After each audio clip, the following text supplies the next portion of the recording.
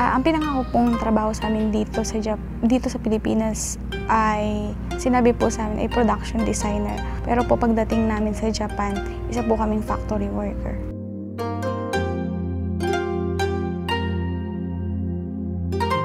Ako po si Nerissa, isang nursing assistant sa Ramos General Hospital.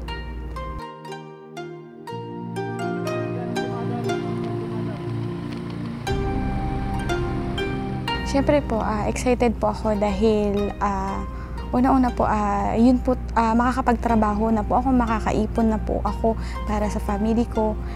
Siyempre po yung takot dahil hindi ko po alam po ano po yung dadatnan kong trabaho at ano po yung magiging buhay ko doon. Bumalik po ako dito dahil hindi ko po nagustuhan yung pamamalakad nila doon. Tulad po na hindi po nasunod yung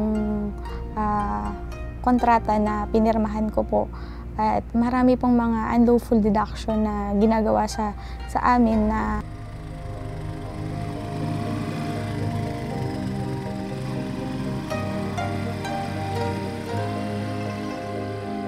madali ko naman po nakuha yung assistance ko sa IOM Philippines dahil po andyan naman po si Miss Marge na nag-a-assist po sa akin lagi.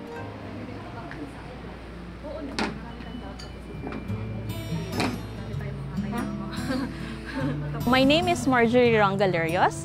I work as social worker and a caseworker for IOM Philippines. So I basically handle the cases of assisted voluntary returns and victims of trafficking coming from different sending missions. Sobrang takot ko po. Kasi, at saka trauma kasi nung pagdating ko po talaga dito sa Pilipinas, 1 month po ako na hindi talaga lumalabas ng bahay.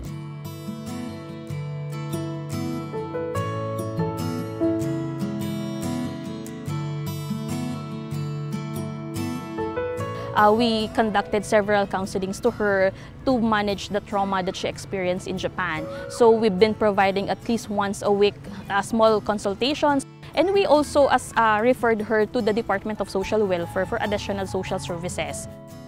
Ang DSWD ay mayroong isang programa para sa mga victim ng human trafficking.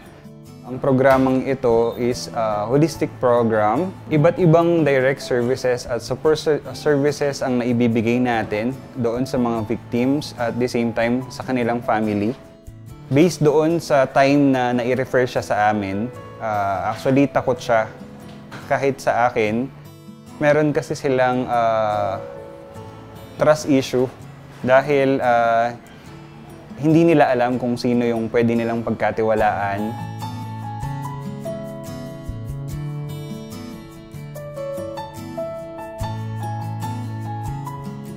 Sa patuloy po na pagsuporta sa akin ng IOM, unti-unti po, kahit hindi po mawawala yung takot ko, pero unti-unti pong naibsan yung takot ko, yung pangamba ko po pag nasa labas ako.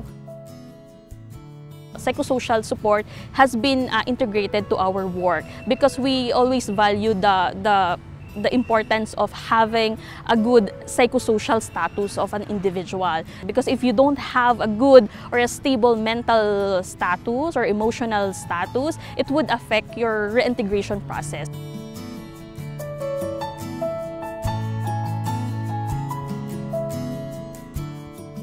Nahulog na rin yung loob ko kasi syempre sa mga pinagdaanan niya. So, syempre, sabi kong ganon, since wala ka, para hindi ka mahirapan, dito ka muna sa bahay. So, I'm just there na, na makikinig, na kung anong kailangan niya, and give her some advice sa kung ano yung magandang gawin. Sa tuwing gumigive up na po ako, lagi niya pinapalakas yung loob po na huwag ako mawawalan ng pag-asa, ganyan. Dumadating po kasi ako sa punto na gusto ko mag-suicide, ganyan. Pero lagi niya sinasabi, isipin mo lagi yung mga anak mo. Siya po talaga lagi yung nagpapalakas ng loob ko.